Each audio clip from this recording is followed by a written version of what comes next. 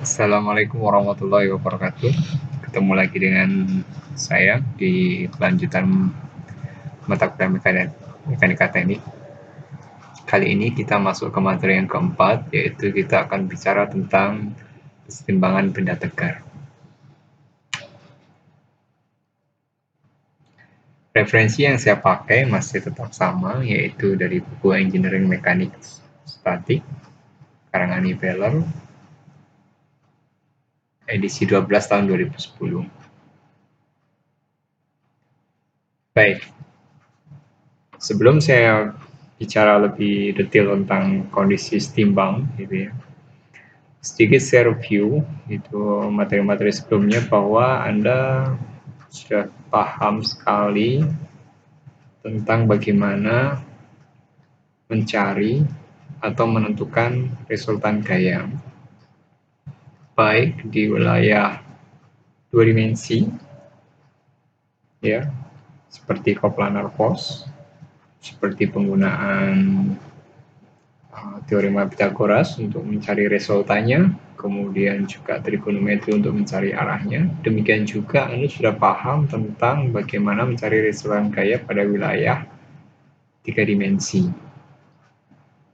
Ya, jadi kita sudah bahas tentang unit vektor, kita sudah bicara tentang arah alfa, beta, gamma, dan bagaimana langkah-langkah sederhana yaitu menyelesaikan kasus tiga dimensi menjadi kasus dua dimensi.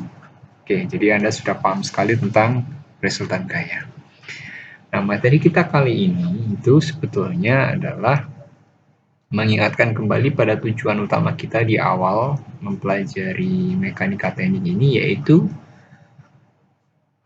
salah satu ruang lingkup yang menjadi kajian mekanik yaitu rigid body mekanik, yakni wilayah statik. Ya, jadi kita akan bicara wilayah statik, kita akan bicara hukum Newton yang pertama. Jadi sebetulnya simpel saja karena pada prinsipnya di mata kuliah di materi ini pun kita akan mencari resultan gaya sebetulnya. Tetapi bagaimana caranya resultan gaya yang kita hasilkan nanti itu sama dengan nol. Itu sebetulnya aja materi kita. Jadi sebenarnya saya nggak perlu ngajar lagi sebetulnya. Karena pada prinsipnya semua konsep sudah Anda pelajari bagaimana mencari resultan gaya.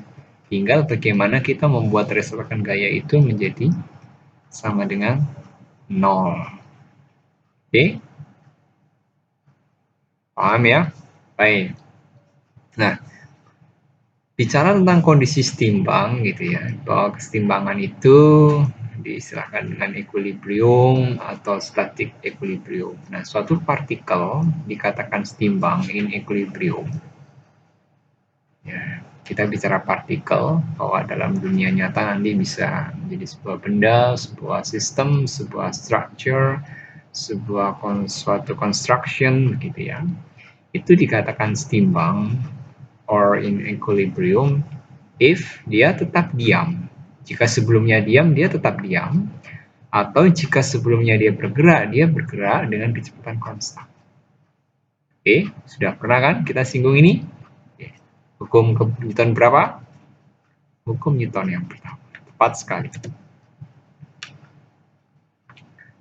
Nih, jadi digambarkan dengan jelas di sini ada sebuah partikel gitu ya. Ada sebuah partikel yang pada partikel tersebut bekerja 4 buah gaya. Ada 1, F1, F2, F3, F4 dengan masing-masing besarnya dan masing-masing arahnya.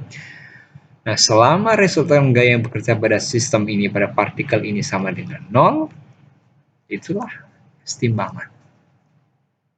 Ya, ataupun kalau dibawa sedikit ke wilayah hukum Newton yang kedua gitu ya, sigma F sama dengan MA, dia tetap sama dengan 0.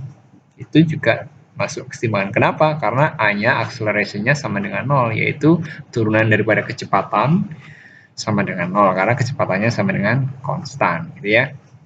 Itu sebetulnya kesetimbangan.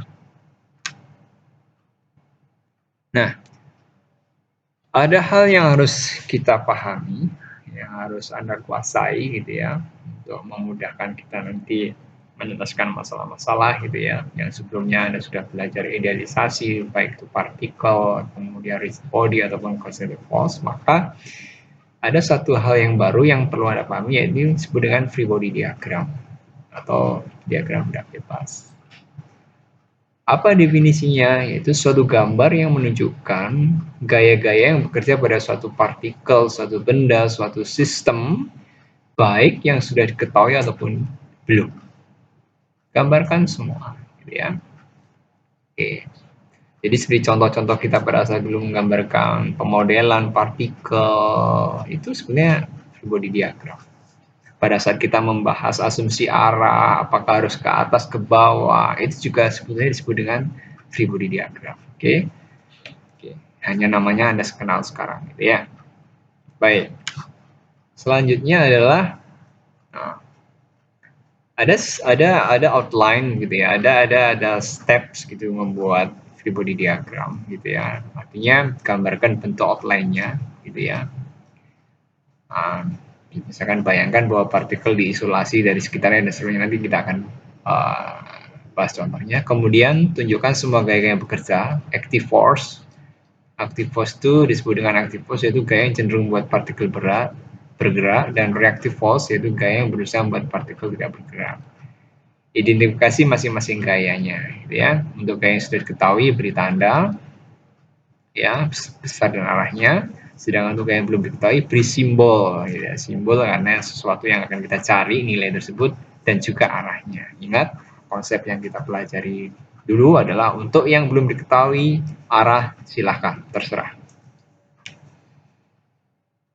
Contoh ini ada dua gambar gitu ya, ada sistem angkut gitu ya, kurang lebih yang kiri dan kanan adalah sama, itu untuk sebelah kiri ini ada crane mengangkut muatan gitu ya, digambarkan seperti ini gitu ya, seperti ini.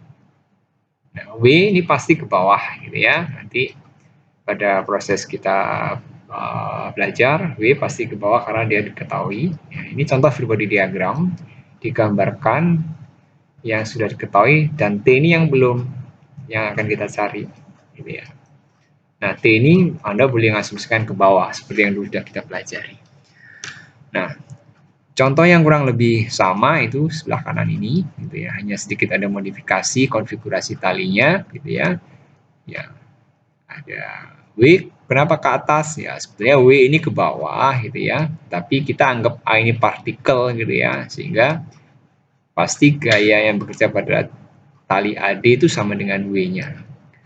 Ya, pemodelan free body diagram ini seperti ini pada umumnya, yang kita cari pada akhirnya nanti adalah tali TB dan DC. Itu contoh free body diagram. Di sini juga Anda di bab keseimbangan ini ya, kita harus mereview kembali, Anda harus mengingat kembali sistem gaya koplanar gitu ya. Sistem gaya koplanar apa? Masih ingat? Yaitu gaya-gaya kita uraikan pada sumbu X dan sumbu Y gitu ya. Ini kebetulan yang ada di slide ini adalah dua dimensi gitu ya. Hanya bedanya kalau dulu Anda mencari resultan bahwa FR itu sama dengan sigma F gitu ya. Dulu ditulis FR sama dengan sigma F sama dengan sigma FXI ditambah sigma FYJ. Itu dulu. Nah, sekarang ditambahi. Berapapun gayanya yang bekerja, maka sigma F-nya harus sama dengan 0. Gitu ya. Nah, otomatis supaya bisa sigma F sama dengan 0, maka sigma Fx juga harus sama dengan 0, sigma Fy juga harus sama dengan 0. Sehingga persyaratan supaya terjadi keseimbangan pada sistem gaya koplanar, maka dua komponen gaya baik arah X ataupun arah Y itu harus sama dengan 0. Gitu ya. Ini contohnya. Ini kebetulan di sistem ini yang bekerja pada suatu partikel, ada sumbu X dan Y yang menunjukkan bahwa itu adalah sistem gaya koplanar. Berarti nanti kita akan uraikan F1X, F1Y, F2X, F2Y, dan seterusnya. Semua. Berarti akan ada 4 komponen arah X dan ada 4 komponen arah Y. Oke? Itu. Tidak perlu saya bahas lagi ya, karena Anda sudah paham. Sehingga yang dimaksud dengan kondisi equilibrium ini memaksa kita nanti mempunyai suatu persamaan keseimbangan. Apa yang dimaksud dengan persamaan keseimbangan ialah sigma Fx dan sigma Fy. Dua-duanya harus sama dengan 0. Komponen akan positif, Anda perhatikan, jika diarahkan sepanjang sumbu positif. Dan komponen akan negatif jika diarahkan sepanjang sumbu negatif. Nah, di sini ya, kalau saya kembali ke sini, sumbu X positif sudah ditentukan arah ke kanan, arah Y positif sudah ditentukan ke atas. Anda boleh bolak-balik ini. X positif Anda suka ke kiri, silahkan. Y positif Anda tetap ke atas, silahkan. X positif Anda suka ke kiri dengan Y positif ke bawah, silahkan. Semua Anda tentukan sendiri. Yang jelas Anda harus tetapkan kemana arah positifnya. Nah, baru kemudian jika arahnya memang searah gitu ya dengan sumbu positif, maka nanti dia positif. Ya, sebagai contoh ini misalkan F1X akan positif karena dia searah sumbu X positif. Itu paham? Gitu ya. F3X akan negatif karena dia berlawanan dengan sumbu X positif. Oke, itu maksud penjelasan poin yang pertama. Gitu. Jika nantinya terdapat dua gaya yang tidak diketahui dan ada unsur pegas, spring misalkan, ya maka terapkan gaya akibat pegas. F sama dengan K kali S atau K kali X biasanya gitu ya. Di mana S atau X adalah deformasi. Gitu ya.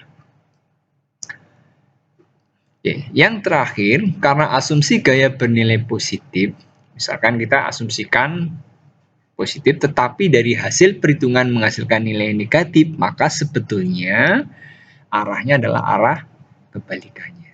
Ya, baik, nanti akan kita coba bahas. Ini contoh. Kita diminta menentukan besarnya gaya tarik atau tension yang terjadi pada kabel atau tali begitu, BA dan BC, yang diperlukan untuk mensupport beban silinder sebesar 60 kg, gitu ya. Oke. Cara menjawabnya dengan prinsip equilibrium, ya, dengan berat silinder bisa diketahui tension pada BD. Nah, kita coba. Jadi, solusi dari permasalahan sederhana ini akan coba digambarkan ke dalam dua bentuk free body diagram, gitu ya. Pada akhirnya nanti akan dua free body diagram. Yang pertama seperti ini. Anda lihat dulu pada posisi di mana ada massa D ini, gitu ya, 60 kg. Anda nggak usah lihat dulu titik A, titik C. Berarti sebetulnya pada titik D ini bekerja gaya berat sebesar 60 kg dari masanya dikalikan dengan percepatan gravitasi menjadi 60 kali 9,81 Newton. Arahnya pasti ke bawah. Oke, arahnya pasti ke bawah. Nah, sedangkan TBD itu tidak harus seperti itu. Anda boleh mengasumsikan bahwa TBD pada awalnya begini. Silakan. Dengan tugas kita berikutnya adalah sebetulnya apakah betul gitu kan? Gitu. Apakah betul TBD itu nanti ke bawah seperti ini? Oke, maka kita akan mencoba menjawab. Gitu ya, misalkan dengan cara seperti itu, dengan asumsi bahwa TBD ke bawah, arah positif Anda tentukan dulu kemana. Oke, misalkan positifnya ke atas. Asumsi positif ke atas. Pertama. Sehingga karena TBD kita asumsikan ke bawah, maka menjadi minus. TBD minus 60 dikali 9,81. Sudah, tidak ada komponen kaya lagi. Tidak ada, berarti harus memenuhi persamaan keseimbangan, maka ini sama dengan 0. Baik, oke. Kemudian, maka minus TBD sama dengan 60 dikali 9,81 Newton. Atau TBD sama dengan minus 60 kali 9,81 Newton. Nah, ingat kan? Dari hasil perhitungan nilainya negatif. Gitu loh. Bahwa TBD yang kita asumsikan tadi ke bawah ternyata nilainya minus ke bawah. Sehingga sebetulnya TBD kemana? TBD sebesar 60 dikali 9,81 Newton ke atas. Paham ya? Paham. Itu ya. Misalkan pada posisi ini kita mengasumsikan arah yang lain, gitu ya. Oke, saya asumsikan TBD ke atas. Anda asumsikan ke atas. Ya. Dengan di sini W pasti tetap. TBD ke atas. Nah, maka bagaimana penyelesaiannya? Kita perhatikan. Jadi asumsi tetap. Asumsi positif ke atas. Maka dengan asumsi arah yang sudah kita buat TBD ke atas, maka menjadi TBD positif. Karena TBD asumsi kita sudah searah dengan asumsi arah positif yang ke atas. Min 60 kali 9,81 sama dengan 0. Maka TBD sama dengan 60 kali 9,81 Newton. Jawabannya langsung positif. Artinya apa? Bahwa asumsi free body diagram TBD kita yang ke atas ternyata memang benar-benar ke atas. Karena arahnya ketemu, hasil perhitungan adalah positif. Oke, sama kan antara asumsi kita yang sebelah kanan ini pada saat kita mengasumsikan TBD ke bawah, hasilnya pun juga ke atas, dan asumsi kita yang kedua TBD yang ke atas, ketemunya pun juga ke atas. Jadi di sini saya tekankan, nampaknya sederhana. Saya ulas lagi, janganlah Anda langsung menggunakan logika bahwa kalau gaya beratnya ke bawah pasti otomatis ke atas. Tidak, kita harus menggunakan step ini.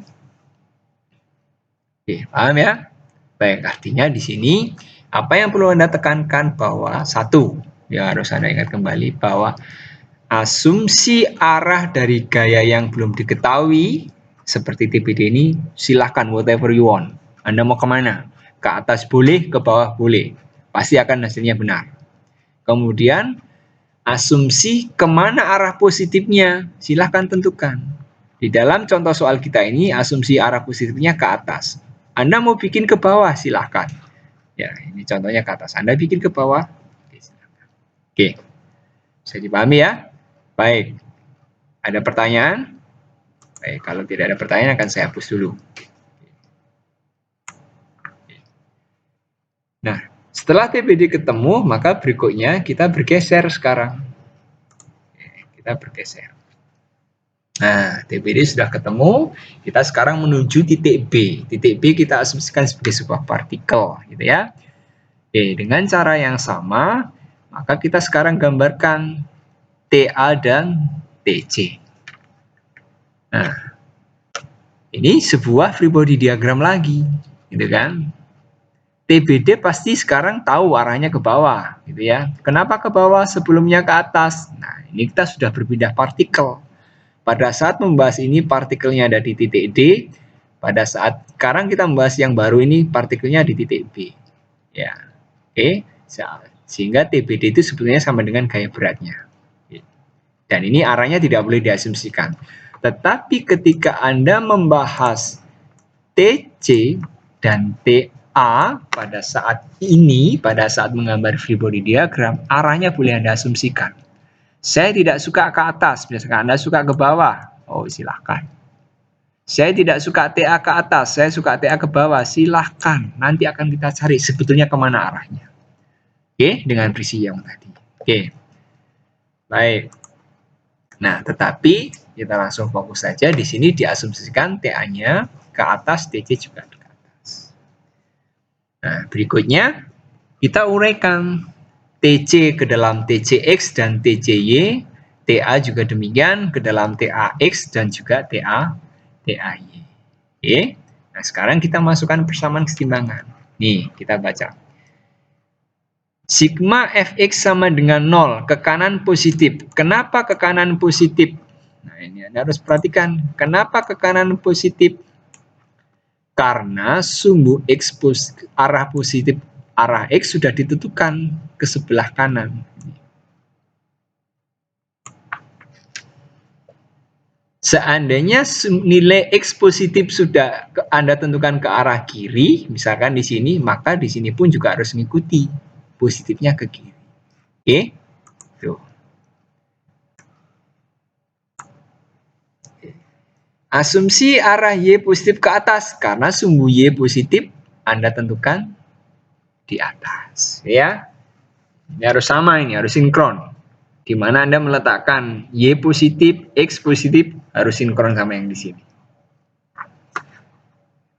Oke. Sigma Fx sama dengan 0. Nah, kembali kalau Anda lihat di free body diagram ini, maka sebetulnya ada berapa komponen arah X? Komponen gaya arah X? Ada dua, ada TAX dan ada TCX.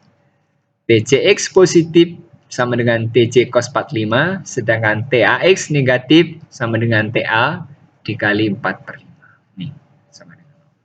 Sedangkan arah Y itu ada 3 komponen gaya, ada TAY, ada TCY, dan ada TBD. Ya. Oke, Anda masukkan, ketemu persamaan 1 dan 2. Anda bisa uraikan lebih detail lagi persamaan 1 menjadi bisa diketahui hubungan antara TA dan TC. Bahwa TA sama dengan 0,88 dikasih 9 TC. Oke. Nah, nilai ini Anda substitusikan ke persamaan 2.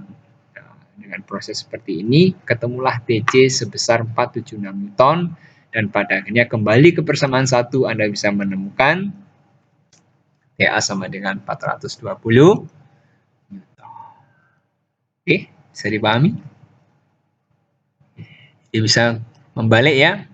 Kalau artinya di pelajaran kita yang sebelumnya, kita itu mencari resultan gayanya. Misalkan ini ada gaya TA, TC, TBD, kita mencari resultan gayanya. Itu yang pelajaran kita sebelumnya. Nah, di pelajaran kita sekarang tentang keseimbangan benda tegar, bahwa sebetulnya resultan gayanya itu sudah tahu sama dengan 0.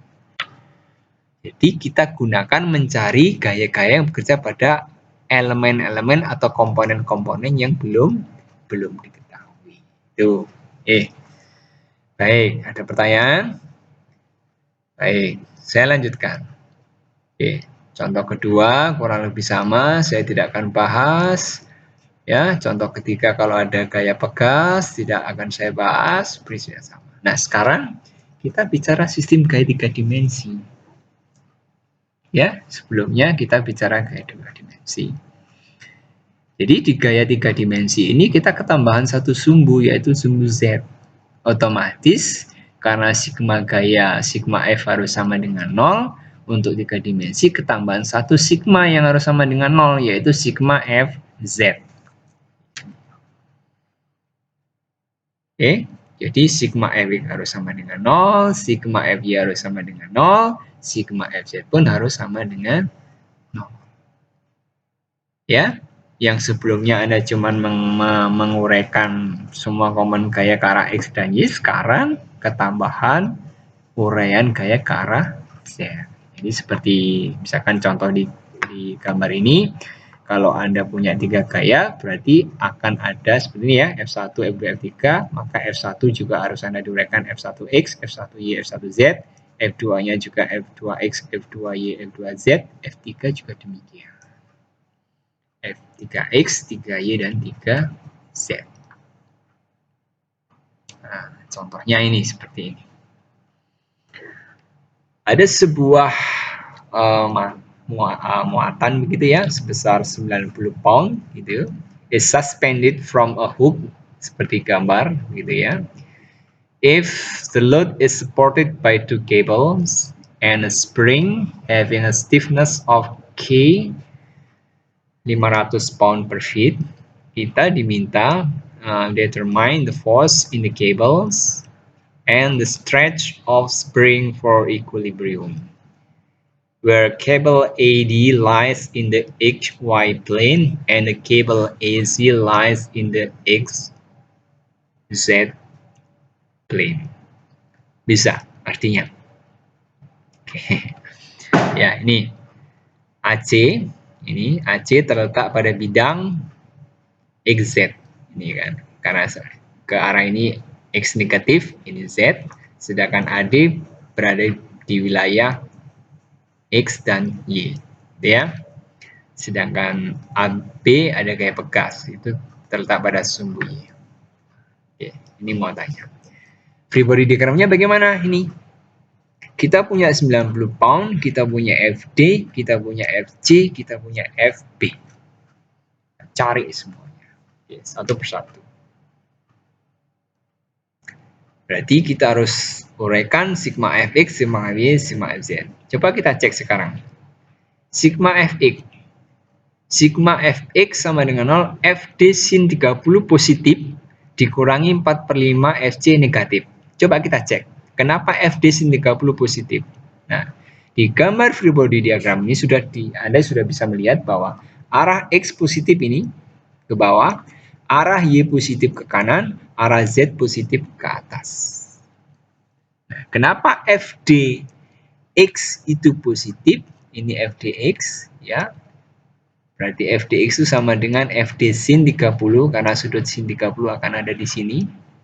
Ya. Ini juga sama dengan 30. Nah, ini sehingga di sini ini namanya Fdx gitu ya. Fdx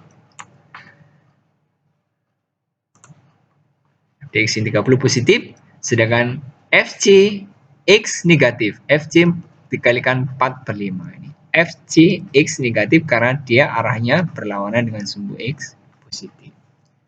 Oke, itu dua komponen gaya arah X. Sedangkan Fy juga terdapat dua komponen gaya, yaitu Fd cos 30 minus gitu ya, dan Fb positif. Kita cek.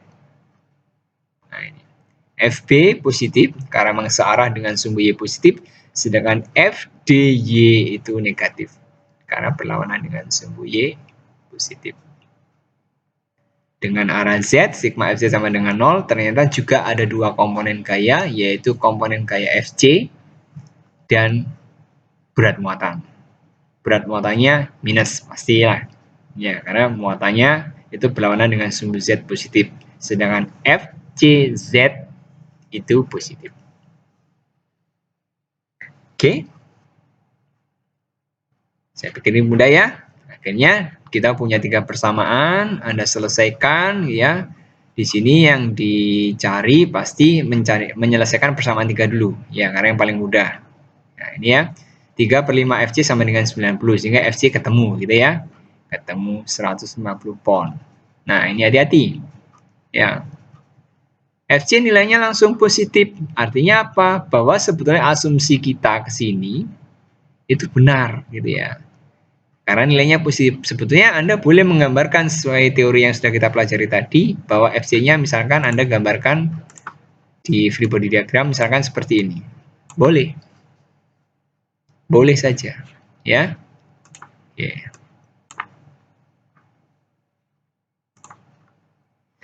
Dan Anda masukkan yang lain, ketemu FD dan FB. Ya. Oke, itu. Selanjutnya tidak perlu saya bahas. Gitu ya, Anda bisa cari sendiri. Bahwa semua gaya positif artinya kabel dalam kondisi tension karena menarik titik A. Gitu ya. Oke, nanti lebih lanjut tentang tension apa lawannya mungkin di pertemuan berikutnya.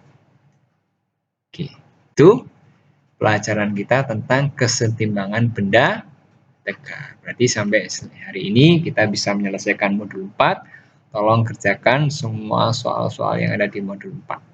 Oke, demikian. Terima kasih. Kalau ada pertanyaan nanti kita bisa diskusikan selanjutnya. Wassalamualaikum warahmatullahi wabarakatuh.